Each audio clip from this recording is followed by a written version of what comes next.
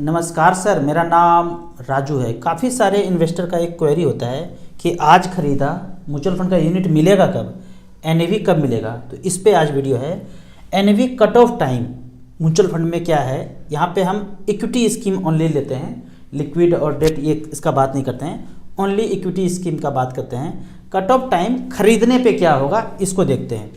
तो यहाँ पे कट ऑफ टाइम 2 PM है। अब 2 PM में दो पार्ट है। अगर 2 PM के पहले खरीदेंगे तो आज आपका परचेज माना जाएगा, और 2 PM के बाद खरीदेंगे 2:01 पे खरीदेंगे तो कल माना जाएगा। ये पार्ट 1 है।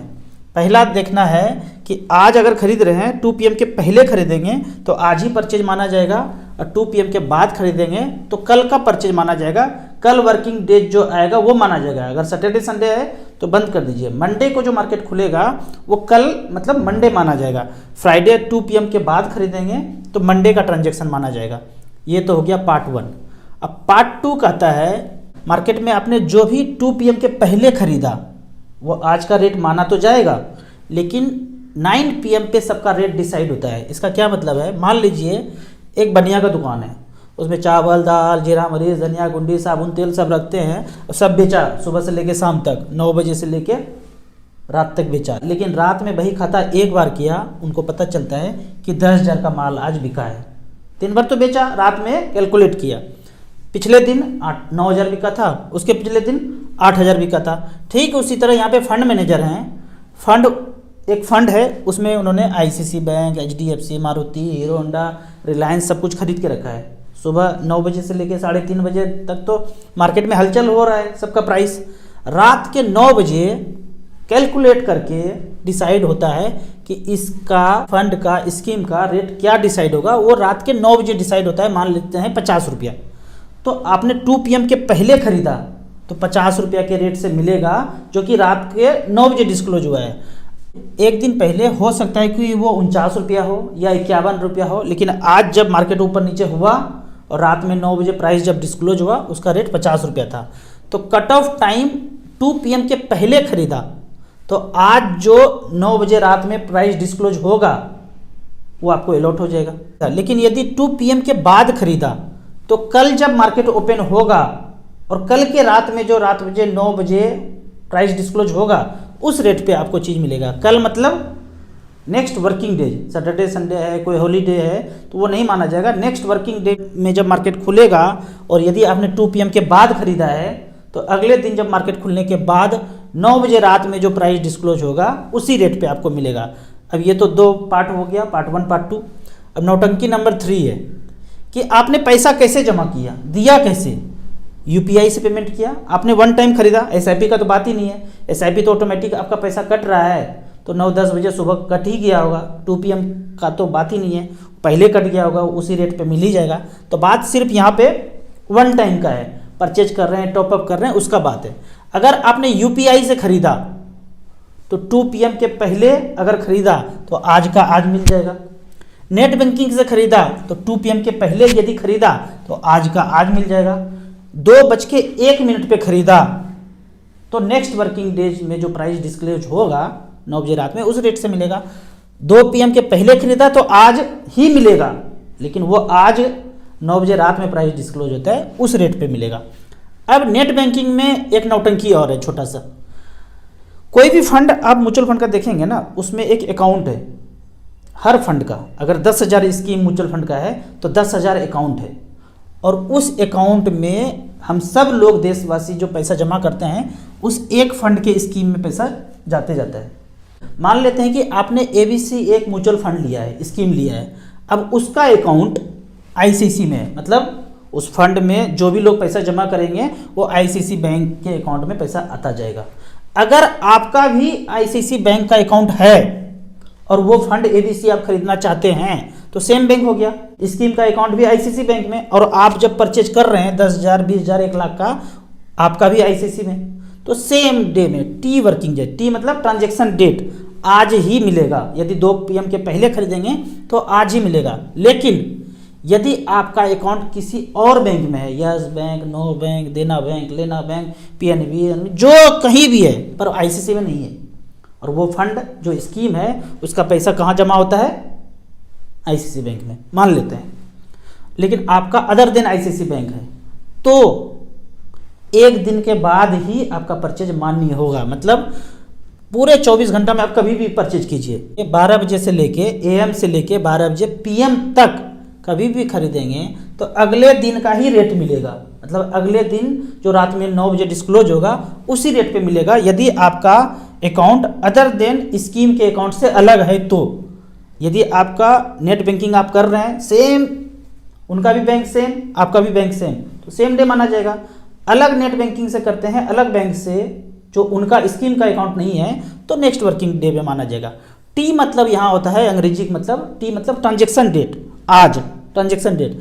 तो यहाँ इस केस में अदर देन नेट बैंकिंग दूसरा है तो T+1 वर्किंग डेज में आपको अलॉटमेंट होगा। ये सब कुछ कहानी जानने के बाद ऊपर जितना सीख लिया, स्टार मार के एक ही चीज़ मन में याद रखना है कि जब भी स्कीम के अकाउंट में पैसा जाएगा तभी आपका परचेज मान्य होगा। मान लेते कि आपने 2 लाख परचेज तो किया नेट बैंकिंग से, 2 बजे के पहले किया, लेकिन फेल हो गया ट्रांजेक्शन, किसी कारणवश स्कीम के अकाउंट में पैसा ही नहीं गया, मान्य नहीं होगा। जब भी स्कीम के अकाउंट में पैसा जाएगा, हर स्कीम का अलग अलग है, 10,000 स्कीम 10,000 अकाउंट, उस अकाउंट में जब पैसा जाएगा, फंड रियलाइजेशन हो जाएगा, तभी आपको अलॉटमेंट होगा। अब ये सब बातें तो ऊपर जितना भी बताया खरीदने पे था, अब बेचने पे क्या होगा, सेल करने पे, रिडीम करने पे क्या होगा, स्विच करने पे क्या होगा।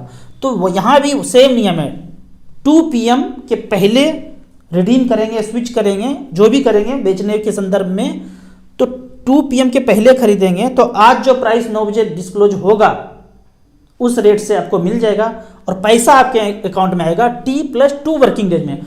मतलब आपने आज ट्रांजेक्शन किया 2 बजे के पहले, तो कल और परसों आपके अकाउंट में आ जाएगा। यदि आपने 2 PM के बाद ट्रांजेक्शन किया तो ट्रांजेक्शन डेट कल माना जाएगा। तो ट्रांजेक्शन डेट टी क्या हो गया, ट्रांजेक्शन डेट कल, फिर परसों और तरसों आपके अकाउंट में पैसा आएगा। तो यहाँ पे एक छोटा सा नियम चेंज हुआ है, इस 1 फरवरी से चेंज हुआ है कि T+2 वर्किंग डेज में आपको पैसा आ जाएगा। पहले 3 वर्किंग डेज में पैसा आता था।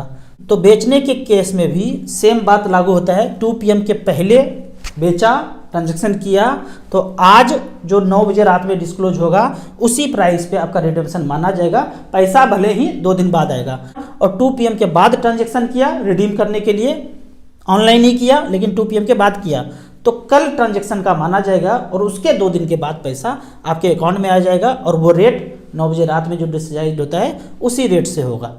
तो यहाँ पे एक छोटा सा चीज़ ऑब्जर्व करना है कि म्यूचुअल फंड का जो प्राइस है ना, एनएवी का प्राइस, यूनिट का प्राइस एक बार ही आता है, 9 बजे रात में एक बार आता है। ये शेयर के जैसा नहीं है कि 9:30 बजे से लेकर 3:30 बजे तक हलचल हो रहा है, जिस भी प्राइस में आप इंटर करेंगे कर सकते हैं। कितना प्राइस होगा, तो हर सेकेंड में प्राइस चेंज होता है, तो हर सेकेंड में अलग अलग प्राइस शेयर का हो सकता है। लेकिन म्यूचुअल फंड स्कीम का, फंड का एक ही प्राइस होता है, वो 9 बजे रात में डिसाइड होता है। तो एज पर रेगुलेशन खरीद बिक्री का तो यही कट ऑफ टाइम है, लेकिन आप किसी ऐप से म्यूचुअल फंड खरीद बिक्री कर रहे हैं तो ऐप में आने के लिए 1 से 2 दिन अपडेट होने में टाइम लग जाता है। अलग अलग ऐप का अलग अलग है, तो लगभग ये देखा गया है 1 से 2 वर्किंग डेज के अंदर आ जाएगा, आपका पैसा आ जाएगा। या बेच रहे हैं तो रिफ्लेक्शन जो है 1 से 2 दिन के बाद होगा।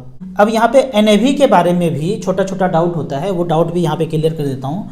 एनएवी क्या होता है, रेट क्या होता है। मान लेते हैं कि एक फंड मैनेजर है, एक फंड लिया, उन्होंने चूज किया और उस फंड में 80 स्टॉक है। मान लेते हैं मारुति का प्राइस 100 रुपया चल रहा है, ये मान रहा हूँ, क्या है हमें नहीं पता है। हीरो होंडा का 200 रुपया चल रहा है, एसबीआई का 300 रुपया चल रहा है। अब सबको जोड़ दीजिए, जोड़ने के बाद ये 600 आया, आपको उस अंक से भाग देना है जहाँ 10 रुपया आ जाए। तो 60 से भाग दिया, 10 रुपया आ गया। तो जब भी कोई फंड शुरू होता है तो 10 रुपया से शुरू होता है। वो 10 रुपया कैसे निकालते हैं, सबको जोड़ दीजिए, उस फैक्टर से भाग देना है जहाँ 10 रुपया आ जाए। ये फैक्टर जो 60 है ये कांस्टेंट रहेगा, आज भी, कल भी, 10 साल बाद भी, 20 साल बाद भी, 50 साल बाद भी वो कांस्टेंट रहेगा। अब 1 साल के बाद ये 150 हो गया, ये घट गया 190 हो गया और ये 300 का 320 हो गया। अब सबको फिर से जोड़ दीजिए 1 साल बाद, तो 660 रुपया आया, डिवाइडेड बाय 60 किया तो ये 11 रुपया हो गया।